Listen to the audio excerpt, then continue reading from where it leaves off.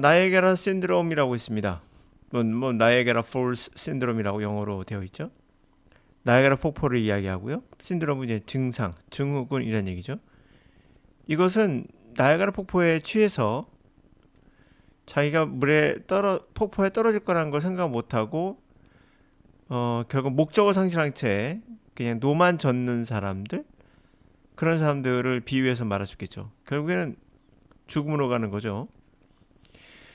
Is a term coined by self-help guru 토니 로빈스. 이 용어는 사실 만든 사람은 self-help, 그러니까 우리가 스스로 자기를 스스로 개선시켜서 어려움에 벗어나게 도와주는 걸 자주 한다고 하죠. 그 단어예요.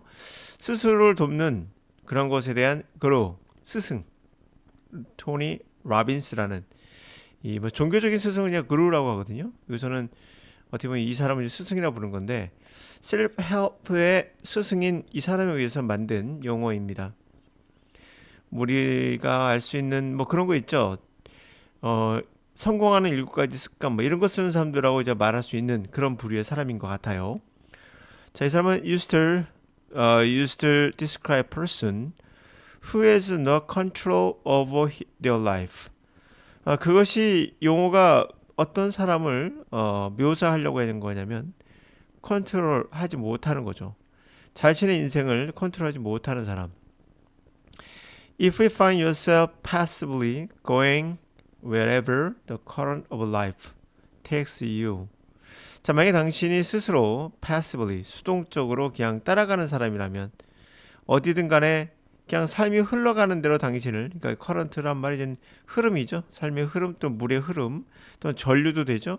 이러한 삶의 흐름에 데려가는 대로 그냥 passively하게 데려가는 사람은, 다시 그런 사람이라면 이러한 글이 help, 도움이 되겠다라는 거예요.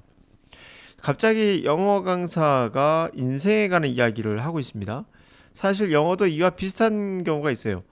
우리가 영어를 배우는 목적이 있지 않습니까? 그 목적을 상실한 채 열심히만 하면 된다라는 생각이 바로 여기에 속해요. 나이아가라 신드롬 폴이 결국엔 나이아가라에서 열심히 노를 저어도 결국에는 목표는 뭐죠? 상실한 채 앞으로 가야 되는데 그냥 흘러가는 대로 가다 보니 시간을 흐르고 결국에는 목적을 상실하고 결국 죽음으로 가는 그런 경우가 생기게 되죠. 이런 거 우리가 영포자라고 말할 수도 있죠. 왜 영포자가 생기는 걸까요? 영포자가 생기는 것은 결국에 목적지를 보지 못하고 그냥 노력만 하는 경우가 여기에 속하는 경우예요. 그 노력하면 다 되느냐? 나이아가라 신드롬이 말하고 있는 거거든요. 자신의 목표 지점이 있고 그 목표 지점을 향해서 갈 때 우리가 삶에서 방향성을 가질 수 있는 거지, 그냥 그때그때 상황에 맞춰 살아간다면 목표 없이 살다가 나이아가라 신드롬에 빠져 죽는 그러한 사태가 발현된다는 거예요. 그럼 여러분들에게서 영어를 공부하는 목표는 뭘까요? 그 objective, 앞에다가 또는 옆에다가 잭 던져놨다는 뜻이군요. 여러분 눈에 보이는 목표 지점이 있을 거 아니에요. 요 깃발 있는 거, 이걸 objective로 보면 돼요. 그러나 objective는 반드시 여러분의 목표가 되는 지점이고 이걸 향해 가야 되는 건 맞아요. 단어를 많이 암기하는 게 여러분에게 목표인가요? 그럴 리 없죠. 그래서 이런 강의를 듣는 경우도 물론 필요합니다. 근데 목표를 잊지 말라는 얘기는 단어에 몰입해서 영어 자체를 멀리하는 경우도 많아요. 문법을 잘하기 위해서 영어를 공부하는 거 아니죠. 결국에는 여러분이 세 가지로 나눠질 거예요. 바로 독해, 나는 영어로 된 글을 읽고 싶어. 또는 listening, 난 영어를 듣고 싶어. speaking, 말하고 싶어. 이 세 가지겠죠. 또는 2번과 3번이 합쳐져서 영어 회화라는 게 또 나오기도 하죠. 결국 영어 독해나 회화 이쪽에 두 가지로 크게 볼 수 있어요. 물론 이제 리스닝만 하는 분들도 있습니다. 우리 이걸 무시할 수 없는 거예요. 독해를 즐기는 분들도 있을 수 있어요. 그러나 본격적으로 단어를 많이 알기 위한 것도 아니며 문법을 잘하기 위한 것도 아니라는 것만 꼭 기억해 두세요. 그래서 문법을 죽어라는 분들이 있거든요. 단어만 죽어라 암기하는 분도 있어요. 그러다가 이제 포기하는 분들 많죠. 이게 바로 영포자의 특징이죠. 그러니까 영포자라고 한다면 자신이 결국 내가 너무나 목표를 잊고 objective를 먹고 눈에 보이는 것을 보이지 못하고 바로 앞에 있는 것만 보다 보니 단어에 집착하거나 문법에 집착해서 내가 하고 싶었던 것을 놓친 건 아닌가 한번 생각해 보셔야겠죠. 결국에 단어 때문에 포기하는 경우도 많고 문법 때문에 포기하는 경우도 사실 많잖아요. 그것은 목표를 놓쳐서 그런 겁니다. 여러분은 독해와 리스닝, 스피킹이 목표인 거예요. 자, 그런데요, 영어를 배우는 또 하나의 목표가 있습니다. 이게 이제 우리가 눈에 보이는 목표라면 궁극적 목표, 최상의 목표는 뭘까요? 결국 the ultimate objective가 되겠죠. ultimate objective, ultimate 궁극적 또는 최상의 목표, objective. 영어를 배우는 최상의 목표는 뭘까요? 결국에 제 생각에는 네 가지로 분류할 수 있는데요. 첫 번째는 삶의 즐거움이죠.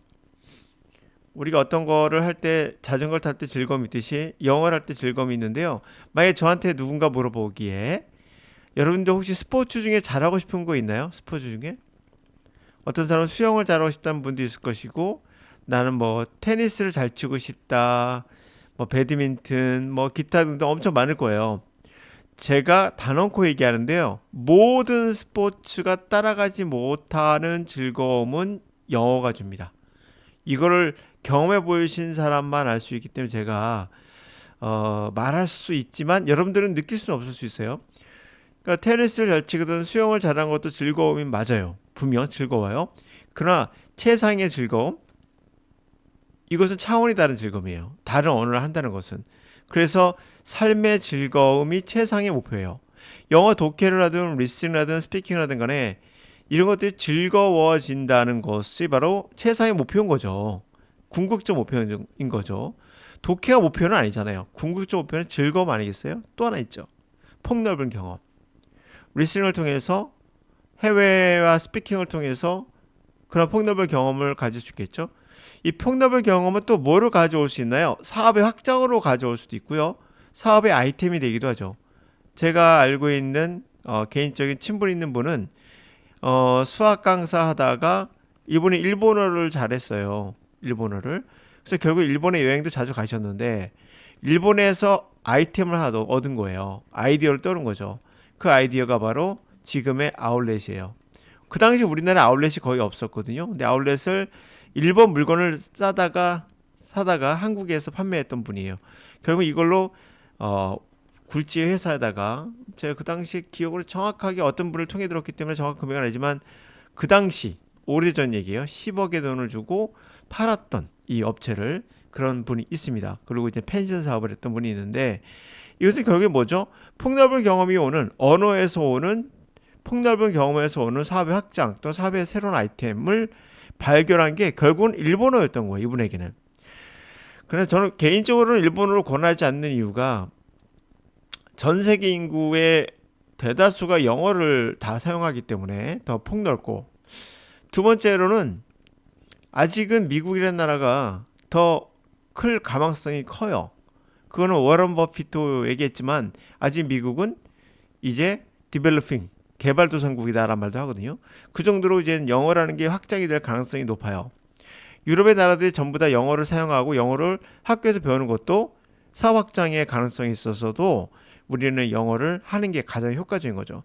어떤 분은 이제 중국어도 말하는데 물론 중국어나 영어나 뭐 원하는 대로 하세요. 근데 개인적으로는 우리가 가장 큰 시장이며 가장 큰 도움을 줄 수 있는 게 영어가 아닌가라고 생각합니다. 제가 영어 강사라서 영어를 강조하는 건 아니에요. 예, 뭐 그럴 수도 있겠지만 객관적으로 보더라도 그렇다라는 거예요. 행복을 만들어내는 거죠, 결국에. 결국 이런 것들이 뭡니까? 삶의 즐거움이나 폭넓은 경험도 행복이 만들어내는 거고요. 사회 확장도 행복을 만들어내는 것들이죠.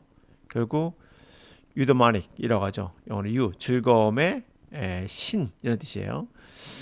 결국에 행복을 만들어내는 유더마닉을 주는 게 궁극적, ultimate objective가 되겠죠. 물론 대학 취업 승진도 있을 겁니다. 근데 제가 이것을 4번에 약간 검은색으로 칠한 이유가 뭔지 아실 거예요. 사실 대학 취업 승진은 결과적으로는 행복을 만들어내주는 것이긴 하지만 그 과정이 괴로워하는 경우가 많아요.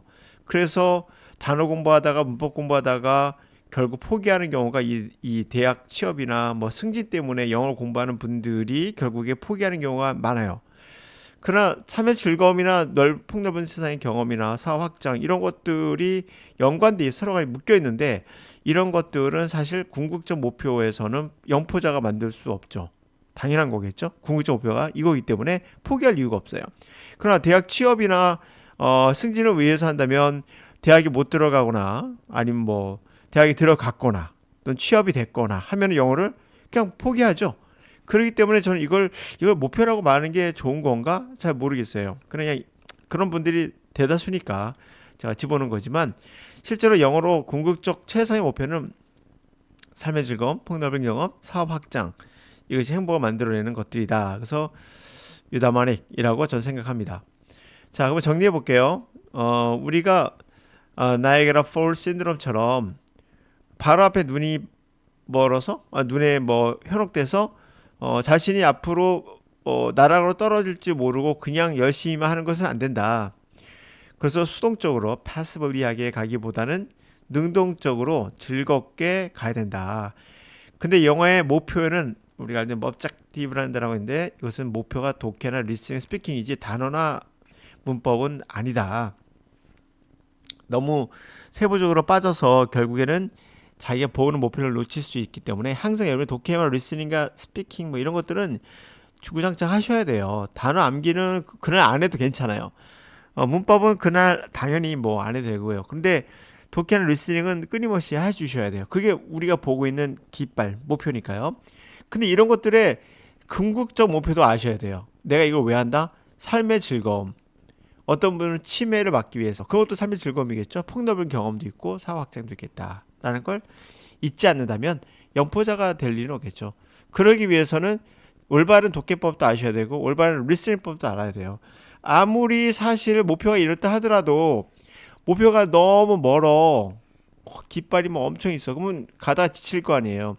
최대한 깃발을 가까이 해주거나 가면서도 뭔가 효능감을 느껴야 되거든요. 효능감이라는 건 뭐예요? 내가 이제 할 수 있겠구나 하는 느낌이겠죠. 그래서 영어 독해나 리스닝이나 이런 것들도 결국 스피킹도 마찬가지겠지만 효능감을 줘야 돼요. 그래 자기가 목표를 잊지 않고 더 매진할 수 있게 되는 거거든요. 그게 강의가 해야 될 일이에요. 최대한 독해를 올바른 방법으로 리스닝도 올바른 방법으로 했을 때만 여러분들이 사실은 돌아가지 않고 빨리 갈 수 있어요. 그러니까 깃발이 여기 있는데 막 돌아가다 보면 더 많이 걸 수 있죠. 이런 거를 막아야 되겠죠. 그래서 가장 좋은 효과적인 강의는 직선으로 가는 길을 만들어줘야 된다. 그러기 위해서는 영어의 본질, 우리 언어가 인간이 알고 있는 본질, 그리고 나만의 노하우, 강사는 죄송합니다.